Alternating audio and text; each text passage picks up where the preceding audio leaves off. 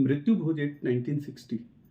भारत में बहुत सी कुरीतियाँ फैली हुई थी और वक्त-वक्त पे समाज इन कुरीतियों को बदलने का काम करता है और इन कुरीतियों को बदलना भी बहुत ज़रूरी होता है एक अच्छे और सभ्य समाज के लिए। मृत्यु भोज बेसिकली होता क्या है? हिंदू परिवारों में यह माना गया है कि मृत्यु के 13 दिन के पश्चात एक भोज का आयोजन किया जाता है जिसे मृत्यु भोज कहते हैं। मृत्यु के 13 दिन के पश्चात 13 ब्राह्मणों को भोजन कराया जाएगा जो कि उस मृत आत्मा की शांति के लिए पूजा एवं पूजा पाठ करते हैं। परंतु धीरे-धीरे ये चीजें बढ़ती गई और वो 13 पर्सन को छोड़ते हुए, उन 13 पंडितों को छोड़ते हुए धीरे-धीरे पूरे गांव के लोगों को मृत्यु भोज कराया जाने लगा। चीजें जब आगे बढ़ती गई तो ये एक कंपल्सरी जो बोलते हैं वो कर दिया गया समाज में कि अगर कहीं भी किसी की मृत्यु हो रही है, भले उसकी आर्थिक व्यवस्था सही नहीं है, परंतु उसको मृत्यु भोज देना अनिवार्य कर दिया गया था। इन सारी चीजों को देखते हुए एक अधिनियम निकल के आया जो कि मृत्यु भोज एक्ट 1960 कहलाता है। हालांकि इसको बने हुए ऑलमोस्ट 60 प्लस ईयर्स हो गए हैं, परंतु अभी रिसेंट में जो राजस्थान के मुख्यमंत्री हैं माननीय श्री भजन लाल जी शर्मा, उनके द्वारा राजस्थान में इस एक्ट को इम्प्लीमेंटेशन कराया जा रहा है। आज मैं इसी एक्ट के बारे में आपसे डिस्कशन करने आया हूं। हेलो फ्रेंड्स, मैं आलोक उमरे, भारतीय मानव अधिकार सरकार ट्रस्ट से राष्ट्रीय प्रवक्ता। आज इस मृत्यु भोज को लेकर आपसे 3 पहलुओं पर डिस्कशन करूंगा। पहला सामाजिक पहलू, दूसरा आध्यात्मिक पहलू और तीसरा कि इसका कानूनी पहलू क्या है। सबसे पहले हम आते हैं आध्यात्मिक पहलू। इसमें यह बहुत क्लियर है कि कहीं भी अध्यात्म में यह नहीं लिखा गया है, हिंदू ग्रंथों में यह नहीं लिखा गया है कि मृत्यु भोज करना, मृत्यु भोज देना ये मैंडेटरी है। ये कहीं भी नहीं लिखा गया है। कहीं ना कहीं गरुड़ पुराण में यह जरूर मेंशन किया गया है कि किसी व्यक्ति की मृत्यु के पश्चात उस फैमिली की जो कैपेबिलिटी और कैपेसिटी है उसके अकॉर्डिंगली वो 13 ब्राह्मणों को जो उनके लिए पूजा करते हैं, उस आत्मा की शांति के लिए पूजा करते हैं, उनको भोजन कराया जाए। महाभारत के अनुशासन में यह मेंशन है कि अगर किसी फैमिली में किसी व्यक्ति विशेष की मृत्यु होती है तो उसको फाइनेंशियली तन मन धन हर तरीके से आप हेल्प करें, ना कि कहीं भी उस व्यक्ति के ऊपर आप बर्डन बने।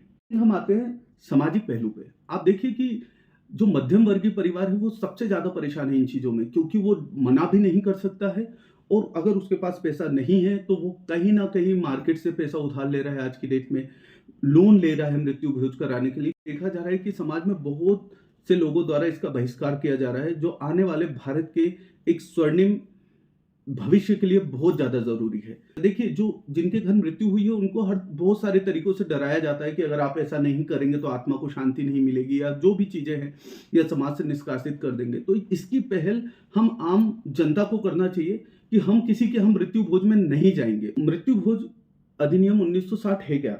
इसमें अलग अलग धाराओं में अलग अलग चीजें मेंशन की गई है। धारा 8 में ये बताया गया है कि अगर किसी के यहाँ भी मृत्यु होती है तो आप मृत्यु भोज के लिए रुपए या सामान ना उधार ले सकते हैं ना उधार दे सकते हैं। धारा 3 के तहत ये मेंशन किया गया है कि किसी को भी मृत्यु भोज आयोजित करने, देने, शामिल होने, भाग लेने की अनुमति नहीं है। धारा 4 के अंतर्गत यह बहुत स्पष्ट रूप से क्लियर किया गया है कि अगर कोई भी इस नियम को तोड़ता है, इसका मतलब है कि अगर कोई 13वीं का भोज करवाता है, मृत्यु भोज करवाता है, या कोई उसमें जाता है या उस जो मृत्यु भोज आयोजित कर रहा है उसको उधार पैसा देता है, तो उन पे कानूनी कार्रवाई की जाएगी और इस कानूनी कार्रवाई के अंदर 1 साल का तथा 1000 रुपए दंड का प्रावधान है।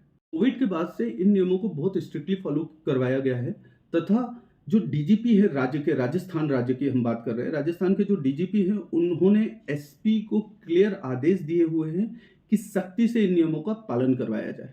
शासन के पास सारे अधिकार हैं इस तरीके की क्रियाकलाप जहां भी हो रही है उनके अगेंस्ट एक्शन लेने की, तथा अगर पुलिस प्रशासन को किसी गांव के पंच, सरपंच या पटवारी द्वारा इन चीजों की, इन एक्टिविटी की सूचना नहीं कराई जाती है तो पुलिस प्रशासन फ्री है उन लोगों पे लीगल एक्शन लेने के लिए। जिला विधिक सेवा प्राधिकरण ने हेल्पलाइन नंबर भी जारी किया है जो कि 8306002126। आप इस टोल फ्री नंबर पे कॉल करके इंफॉर्मेशन दे सकते हैं। आप इनके ऑफिस में भी जाके कंप्लेन दे सकते हैं। ऐसा करने पे भी आपकी जो जानकारी वो गोपनीय रखी जाएगी, तो देश के एक सच्चे नागरिक बने तथा समाज से इस कुरीति को खत्म करने के में आप समाज के लोगों की हेल्प करें, पुलिस प्रशासन की हेल्प करें। तो ये कुछ जानकारियां थी।